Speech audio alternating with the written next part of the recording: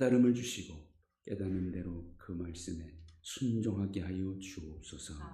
예수님의 이름으로 기도하옵나이다. 아멘. 하나님 말씀은 구약성경 808쪽 시편 8편 3절로 9절 말씀입니다.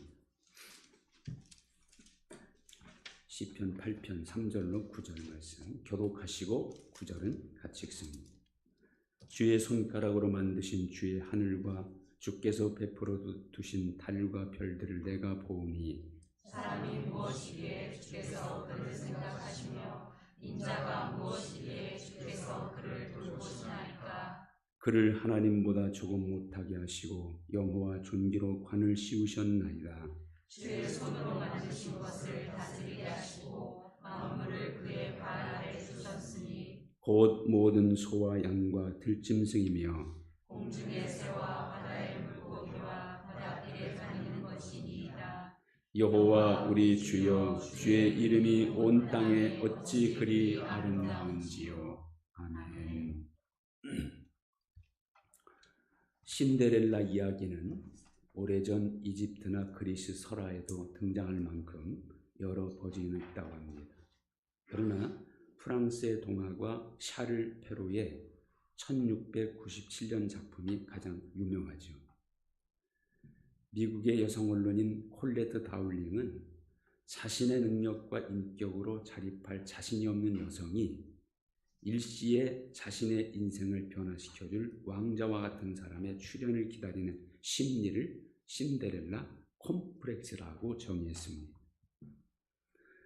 윤혜원이라는 소설가의 신데렐라 그 이후라는 제목의 소설은 왕자와 결혼한 신데렐라는 과연 행복했을까라는 주제를 다루고 있습니다.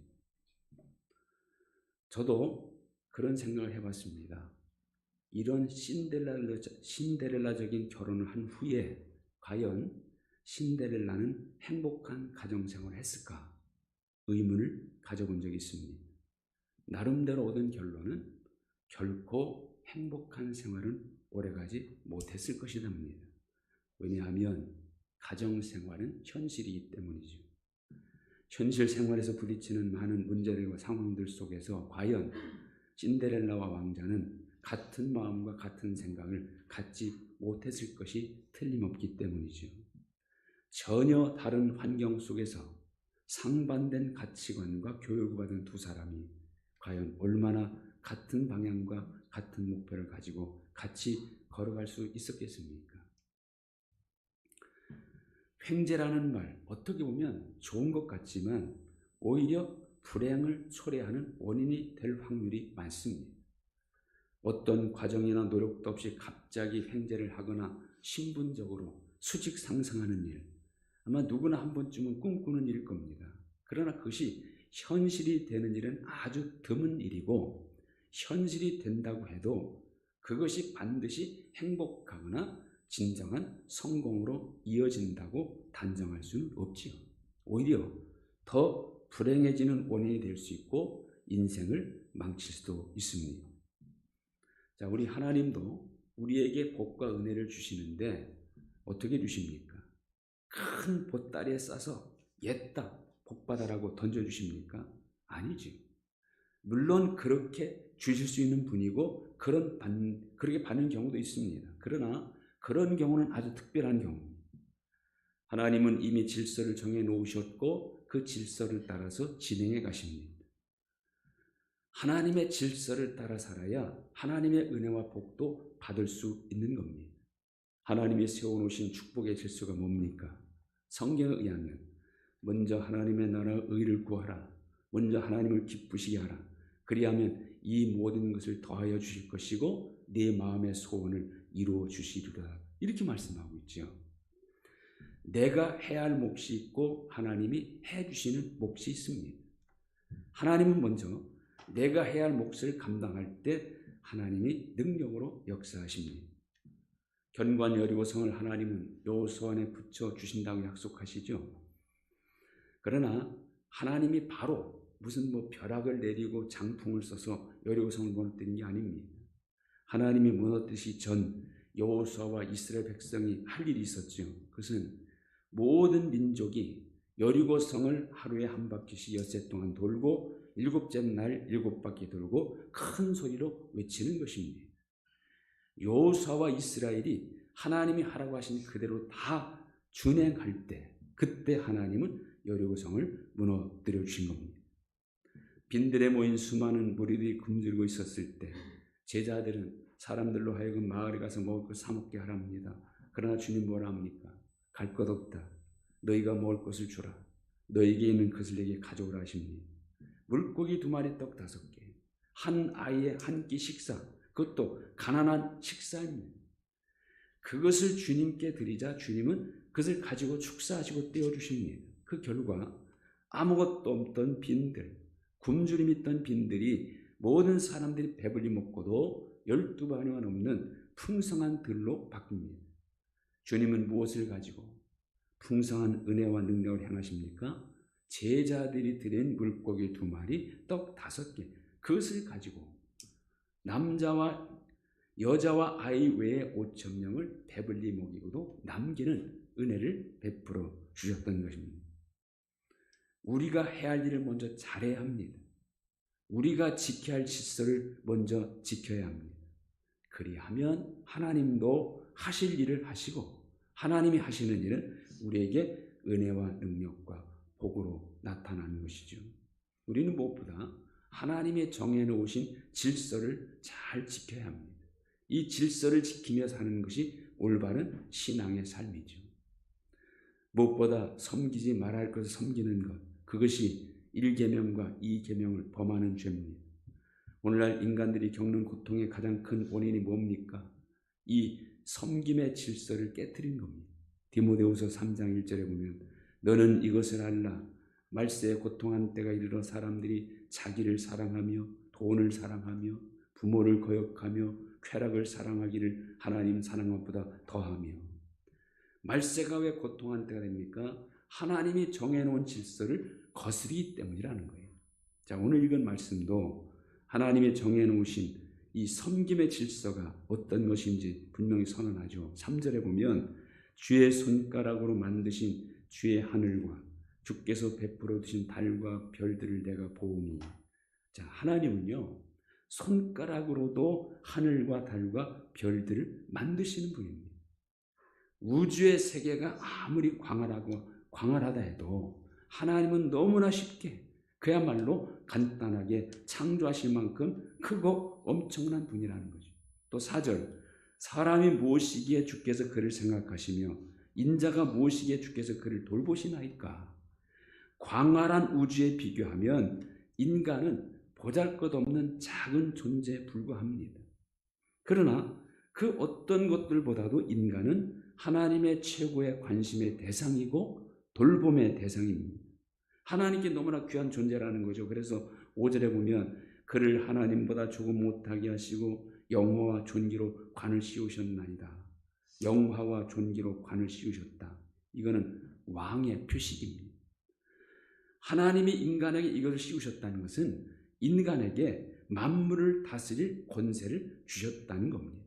사실 만물을 다스릴 권세는 본래 하나님 것이었죠. 근데 하나님이 그 권세를 인간들에게 위탁하신 것은 모든 만물이 하나님의 영광을 선포하고 있듯이 인간은 어떤 만물보다도 하나님 영광을 드러내는 일에 앞장서야 할 책임이 있다는 겁니다.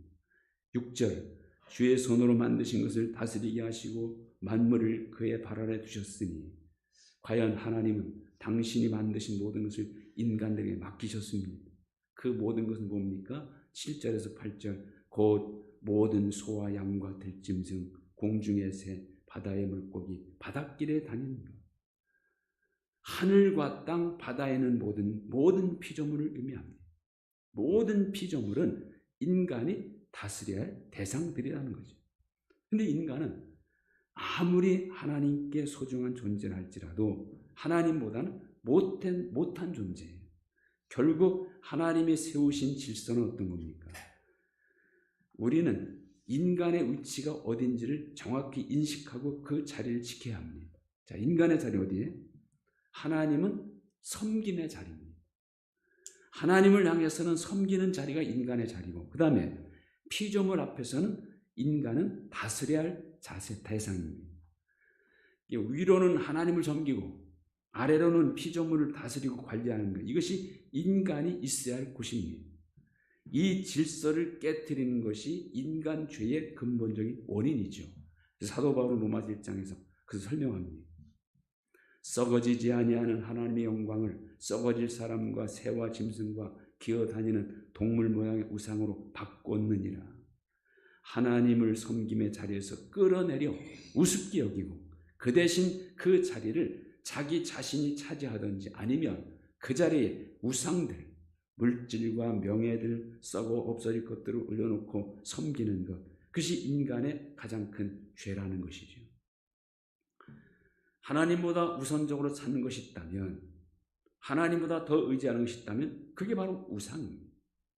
하나님은 하나님을 잘 섬기게 하기 위하여 인간을 당신의 형상대로 창조하신 겁니다. 하나님을 섬기지 않거나 섬기지 못하는 사람은 더 이상 하나님의 형상으로서의 인간은 아닙니다. 시편 49편은 그런 사람을 심하게 취급하죠. 어떤 존재로 취급합니까? 멸망하는 짐승 같다라고 말합니다. 우리가 인간으로서 가치 있는 삶을 살려면 무엇보다 하나님을 섬겨야 합니다. 하나님을 섬길 때 우리의 가치는 가장 영광스러운 하나님의 자녀가 되는 것입니다. 성경 말씀은 그래서 계속 우리에게 뭐라고 외칩니까? 너희 성도들아 여호와를 경외하라. 그를 경외하는 자에는 부족함이 없도다. 아버지가 자식을 긍휼히 여김같이 여호와께서는 자기를 경외하는 자를 긍휼히 여기시느니라. 여호와를 경외하며 그 계명을 지켜야 하는 자는 복이 있도다. 여호와를 경외하며 그의 길을 걷는 자마다 내 손이 수고한 대로 먹을 것이고 복되고 형통하리로다. 이런 말씀들을 볼 때 결코 우리가 하는 일 중에 가장 수지 맞는 일, 반드시 복받는 일이 있다면 그것은 바로 하나님을 섬기는 일이라는 겁니다. 그리고 우리는 누구를 섬겨야 되겠습니까? 바로 부모를 섬겨야 합니다. 왜냐하면 그것은 하나님의 명령이기 때문이죠. 내 부모를 공경하라. 그리하면 내가 땅에서 잘되고 장수하리라. 명령도 그냥 명령이 아니라 약속 있는 명령입니다. 어떤 약속이 있습니까? 자식인 내가 잘되고 장수하는 그런 복이에요. 그러니까 부모를 공경하는 일은 절대 내가 손해보지 않는 일이고 오히려 내가 복받는 일이라는 거죠. 하나님은 부모를 자식의 축복의 통로로 사용하시는 분이에요. 부모를 잘 공경하는 자녀에게 땅에서 잘되고 장수하는 복을 주신다는 겁니다. 그리고 부모님의 순종과 믿음을 보시고 하나님은 그 자녀들에게 인애를 베푸시는 분이에요. 이삭이 어떻게 하늘의 별처럼 바닷가의 모래처럼 번성의 복을 받게 되었습니까?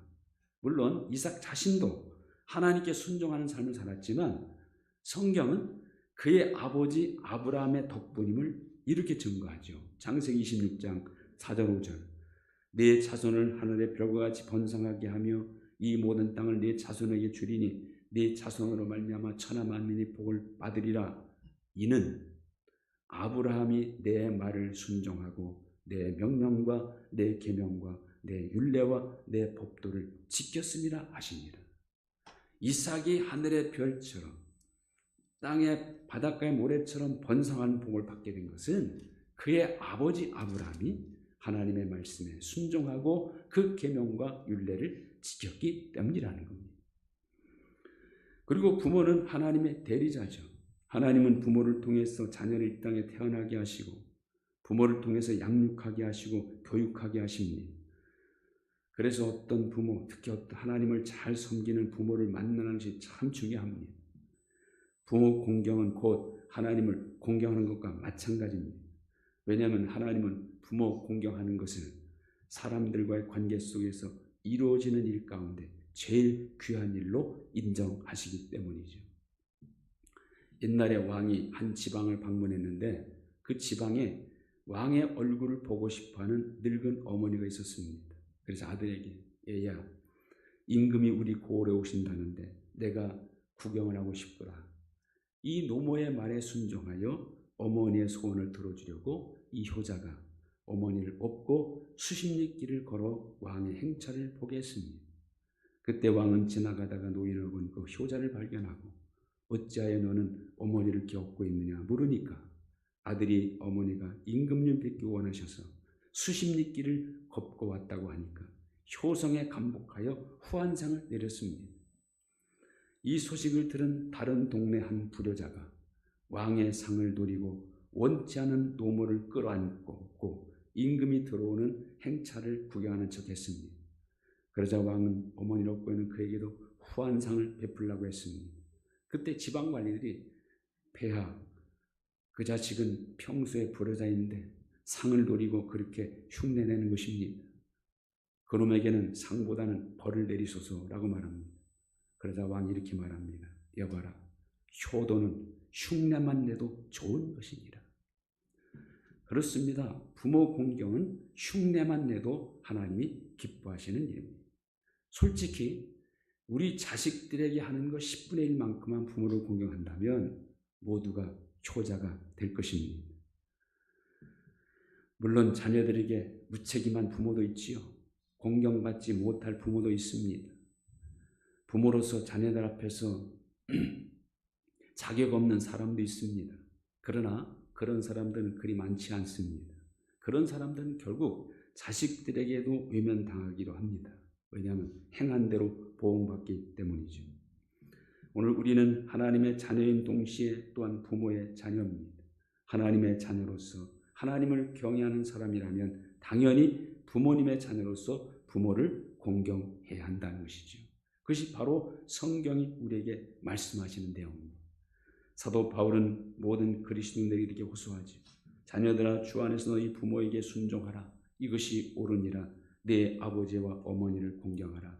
이것은 약속 있는 첫 계명이니 이로써 네가 잘되고 땅에서 장수하리라. 부모를 공경하는 일은 일석이조의 귀한 일이죠. 하나는 하나님의 명령에 순종하는 일이요, 또 하나는 덤으로 내가 잘되고 장수하는 복을 받는 일입니다.